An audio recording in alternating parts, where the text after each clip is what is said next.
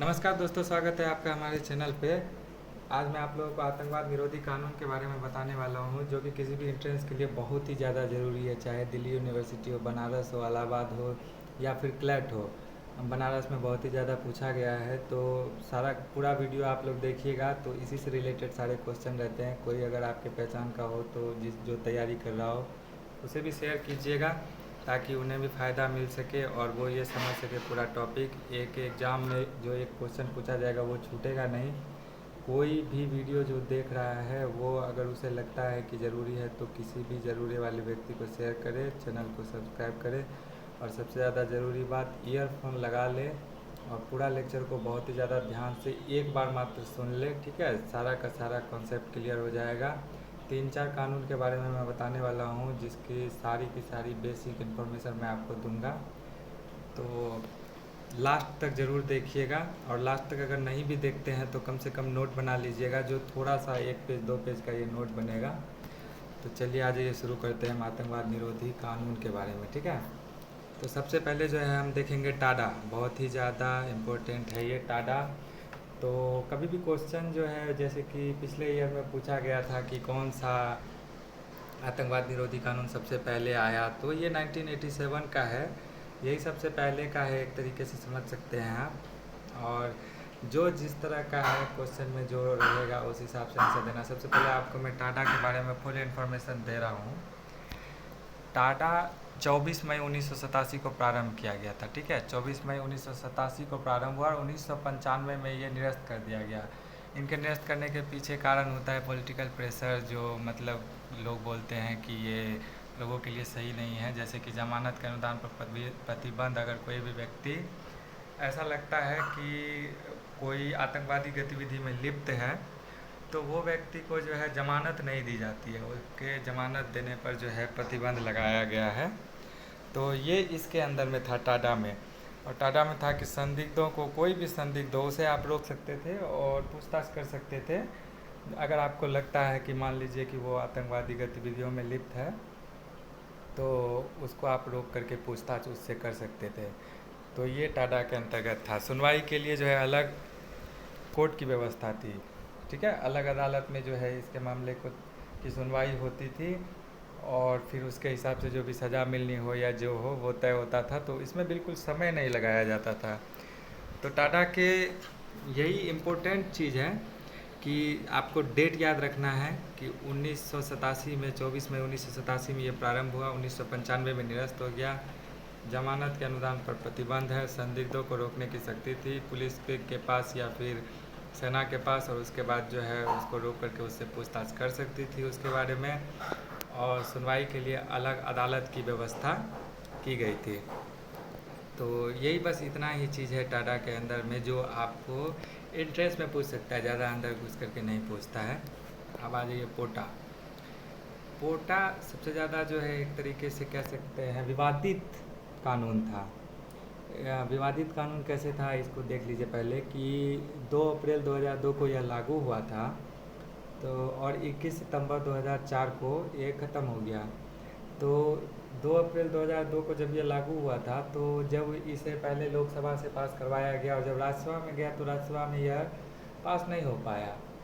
तो पास नहीं हो पाया तो क्योंकि लोग विवाद उठा रहे थे कि इसमें लोगों के ऊपर मान लीजिए जबरन कानून के दायरे में लेकर के किसी को भी गिरफ्तार किया जा सकता था, ये इसके अंदर प्रोविज़न थे। तो 21 सितंबर को इसलिए ये समाप्त हो गया। तो इसके लिए जो है राष्ट्रपति महोदय ने संयुक्त अधिवेशन का जो है प्रावधान किया, और संयुक्त अधिवेशन में यह बिल पास हुआ। तो संयुक्त अधिवेशन में आपको पता ही है कि लोकसभा के लगभग ज़्यादा लोग रहते हैं, और लोकसभा के ज़्यादा लोग रहते हैं, तो अगर लोकसभा में कोई बिल पास हो गया तो वो लगभग संयुक्त अधिवेशन में राज्यसभा में भी जाकर पास हो ही जाता है। तो निवारक निरोध का जो है क्या है, अपराध के पूर्व गिरफ्तारी का प्रावधान था इसमें।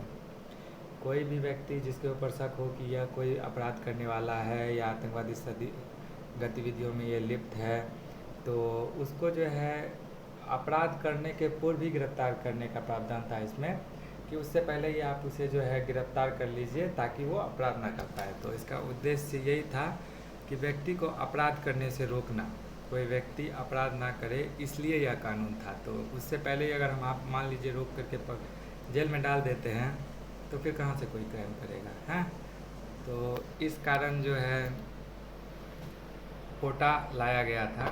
और कोटा का इसलिए विरोध भी हुआ कि कोई व्यक्ति जो मान लीजिए कि नहीं हो इन सब चीज़ों में, क्राइम के फील्ड में, अगर कोई कानूनी व्यक्ति चाहे, मान लीजिए सेना हो, पुलिस हो, उसे गिरफ्तार कर ले।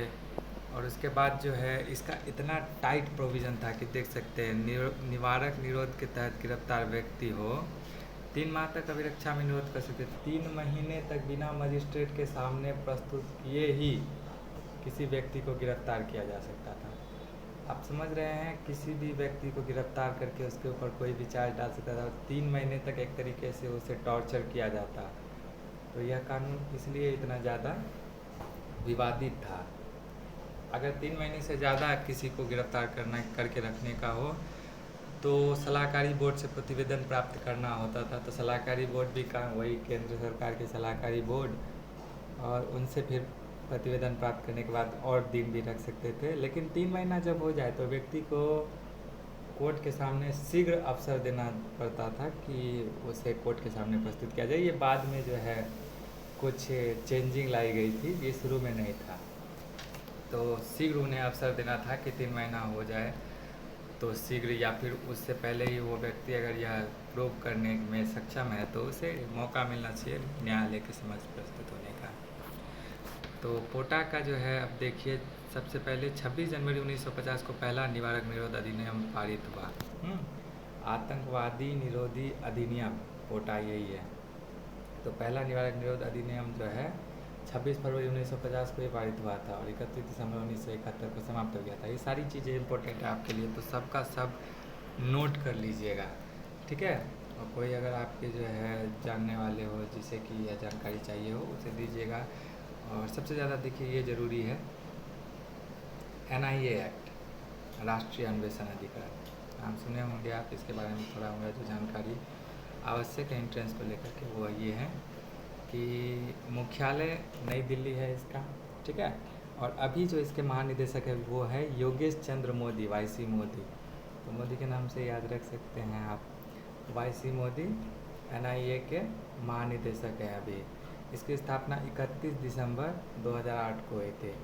31 दिसंबर 2008 को जब मुंबई ब्लास्ट हुआ था, मुंबई ब्लास्ट के बाद ही NIA का जो है इंतजाम किया गया। तो NIA का यह एक तरीके से काम है कि देश में जो भी गतिविधियां होती है, अगर आतंकवादी कुछ ऐसा या पहले से जानकारी वो एकत्रित करते हैं या फिर जांच करते हैं कि किसी भी हमले के पीछे किसका हाथ है, तो NIA का यही काम है। नई दिल्ली जो है इसका मुख्यालय है।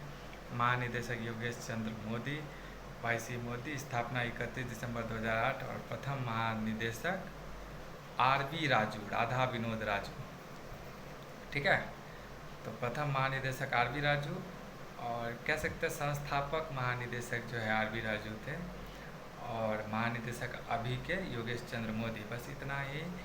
और अगले पार्ट में, चूँकि वीडियो तो कोई पूरा दिखता नहीं है, मुझे समझ में नहीं आता है कि कम से कम आप लोग पूरा का पूरा वीडियो देख करके या कम से कम सारा कुछ नोट कर लीजिए। मुझे अब पता चल जाता है कि कितना देर आदमी देखा है। और कमेंट करिए, अगर आपको मान लीजिए सही नहीं लगा तो फिर आप हमको बोलिएगा, तो उसमें हम थोड़ा सा सुधार करेंगे।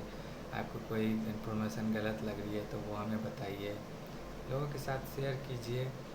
और सबसे ज़्यादा ज़रूरी, जो देख रहे हैं कम से कम वो व्यक्ति पूरा का पूरा वीडियो देखिए, समझिए जो हम आप लोगों को समझाना चाह रहे हैं। वो कम से कम पूरा नहीं समझिएगा तो फिर वीडियो बनाने का कोई फ़ायदा नहीं होता है। और भी जो है एक बार में आदमी ज़्यादा याद नहीं कर पाता, इसलिए एक पार्ट में मैं पूरा वीडियो नहीं डाल रहा हूँ। तुरंत मैं 1-2 दिन के अंदर ही पूरा बचे हुए जो भी हैं इम्पोर्टेंट वो डाल दूँगा। तो धन्यवाद वीडियो को पूरा देखने के लिए।